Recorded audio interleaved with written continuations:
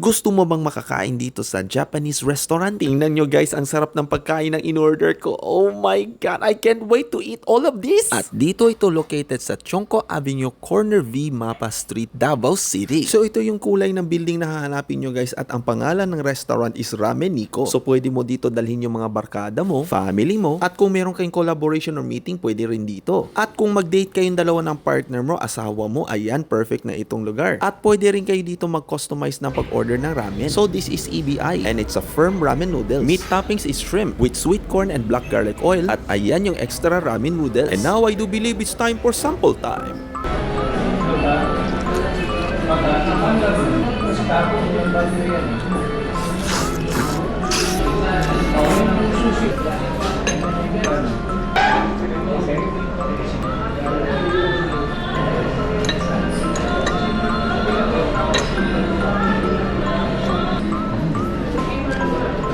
Ano ito?